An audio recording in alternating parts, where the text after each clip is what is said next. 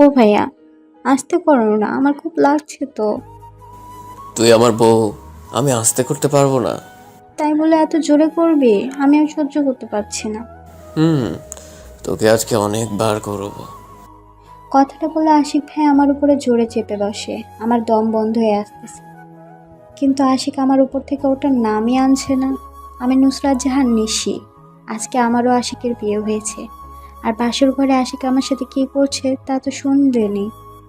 আশিক ভাইয়াকে আমি ছোট থেকেই ভয় পেতাম। আমার বয়স যখন 12 বছর, তখন আশিক ভাইয়ের বয়স ছিল 18 বছর। সেই ছোট্ট থেকে আমার উপরে নজর রাখতো, আমি কোথায় যাই, কি করি না করি সব কিছু। আমি যখন নবম শ্রেণীতে ভর্তি হলাম, তখন স্কুলে যাওয়ার সময় রাস্তায় আমি আমার কিছু পুরনো ছেলে ফ্রেন্ডের সাথে কথা বলছি।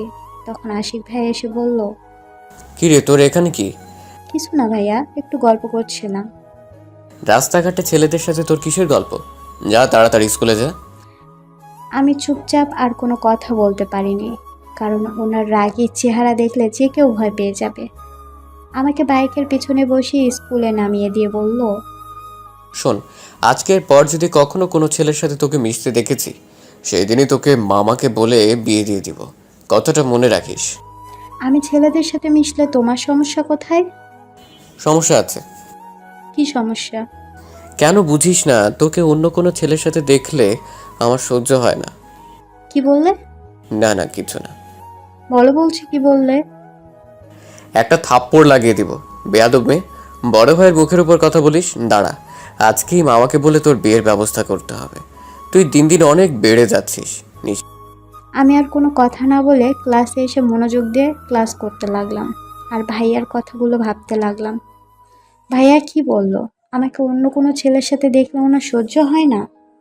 তার মানে কি ভাইয়া আমাকে পছন্দ করে? ছি ছি, কি ভাবছি আমি এসব? উনি আমার 6 বছরের বড়, উনি কেন আমাকে পছন্দ করবে? ধুর। আমি সেদিনের মতো বাসায় আসলাম। স্কুলে গেলে আশিক ভাই আমাকে নামিয়ে দিয়ে আসবে, আর ইচ্ছা করে জোরে জোরে ব্রেক মারবে। আমার বিষয়গুলো খুব খারাপ লাগতো। একদিন আমিও আমার বান্ধবী একসাথে মিলে কেনাকাটা করে বাসায় আসছিলাম। তখন দেখলাম আশিক ভাই একটা মেয়ের সাথে বসে কফি খাচ্ছে আর হেসে হেসে কথা বলছে। বিষয়টা আমার খুব খারাপ লাগলো। কেন জানি বুকের ভিতর ধুকধুক করে শব্দ করতে লাগলো।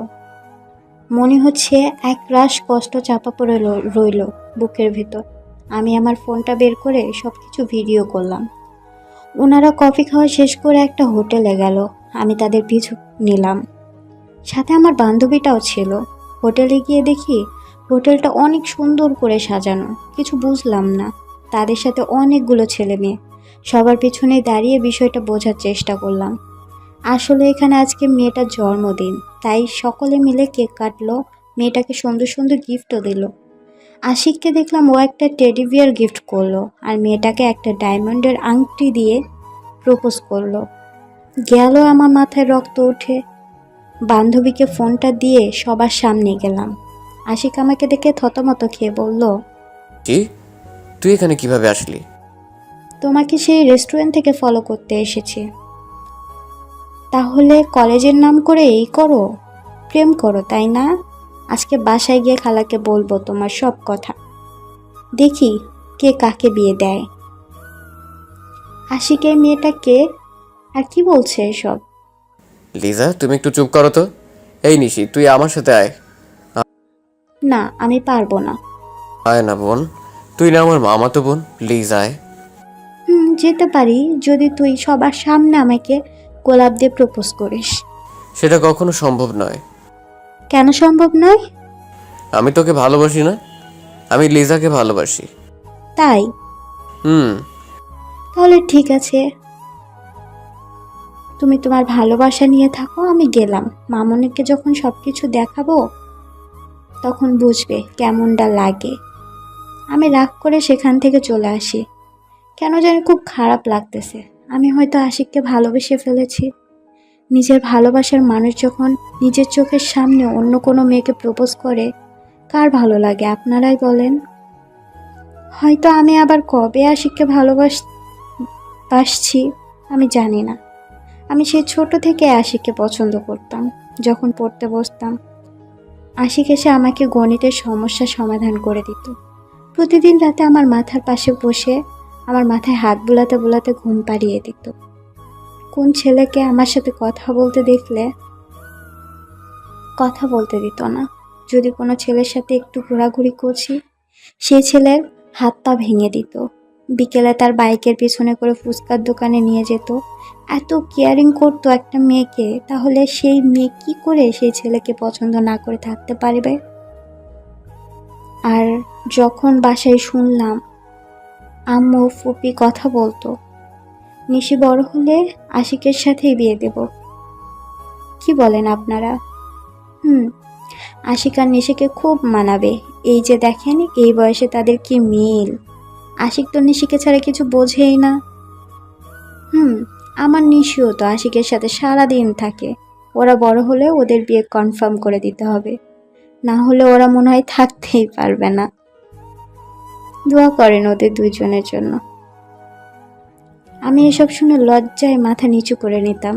সেই ছোট্টবেলা থেকে আমি আশিককে ভালোবাসি, আর আশিক আজকে অন্য একটা মেয়েকে প্রপোজ করলো, তাকে জড়িয়ে ধরলো। কি নেই আমার মাঝে? আমি কি দেখতে কম সুন্দরী? হাত পা নাক মুখ সব কিছুই তো আমার আছে। মুখে বালিশ চাপা দিয়ে কথাগুলো ভাবছি আর কান্না করছি।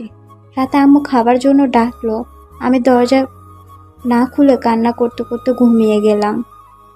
পরের দিন সকালবেলা আম্মু আব্বুকে আমাকে ডাকতে পাঠিয়েছে। নিশিমা, তোর কি হয়েছে? দরজা খোল মা, কি হয়েছে বল আমাকে। আমার কোনো সাড়া শব্দ না পেয়ে আব্বু দরজা ভেঙে দেখে আমি জ্ঞান হারিয়ে শুয়ে আছি। সাথে সাথে আমাকে হসপিটালে নিয়ে যায়। কয়েক ঘন্টা পর আমার জ্ঞান ফিরে আসে। তখন আম্মু বলে, কি হয়েছে মা তোর? এভাবে রাগ করে কেউ থাকে নাকি বলতো? আম্মু, আশিক আশিক হ্যাঁ, আশিকের কি হয়েছে?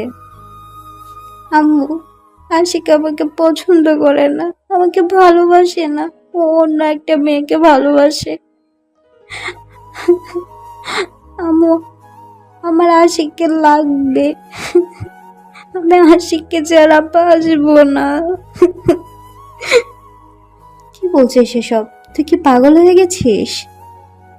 হ্যাঁ আম্মু, আমি পাগল হয়ে গেছি। আশিককে না পেলে আমি বাঁচবো না। তুমি যেভাবেই হোক আমার আশিককে এনে দাও। ওগো শুনছো, তোমার মেয়ে কি বলছে? তোমার মেয়ে আশিককে ভালোবেসে ফেলেছে। আশিককে ছাড়া নাকি সে বাঁচবে না। কি আর করার। আমার জোড়াজুড়িতে আব্বু আশিকের আব্বু আম্মুর সাথে কথা বলে, আমাদের বিয়েটা ঠিক করে। আর আজ আমাদের বিয়ে। বাকিটা তো শুনছেন। বিয়ের রাতে আশিক আমার সদ্য বিয়ে করার পর আমার ওপর থেকে বিছানার এক পাশে শুয়ে পড়ে। আমি তখন আশিকের বুকের উপর উঠে বললাম, তুমি না আমাকে বিয়ে করবে না? দেখলে তো, ওই পিচ্ছি মামাতো বোনটাকেই শেষমেশ বিয়ে করতে হলো। যার ঘরে তোর মতো বজ্জাত পিচ্চি মামাতো বোন আছে তাকে বিয়ে না করে থাকা যায়? কি? আমি বজ্জাত? না না, তুই কেন বজ্জাত হতে যাবি? আমি বজ্জাত। আমার 14 গোষ্ঠী বজ্জাত। তুই অনেক ভালো। এখন বলো, আজকের পর আর কোনো মেয়ের দিকে তাকাবি? আর কোনো মেয়ের হাতে ধরবি? আর কোনো মেয়ের সাথে ফুচকা খেতে যাবি? হ্যাঁ। কি বললি তুই? আরে আরে, তুমি ভুল ভাবতেছো। আমার কথার মানে হচ্ছে তোমার হাত ধরে ঘুরবো, তোমার দিকে ড্যাব ড্যাব করে তাকাবো, তোমার সাথে ফুচকা খাবো। তুমিও তো একটা মেয়ে, তাই না? শয়তান, কুত্তা, বিড়াল, বানর, তোকে তো আজ কি যে করব। কি করবি তুই? দাঁড়া, দেখাচ্ছি মজা। এই বলে আমি আশিকের ঠোঁটের সাথে আমার ঠোঁট জোড়া এক করে দিই। তারপর আর কি, বাকিটা ইতিহাস।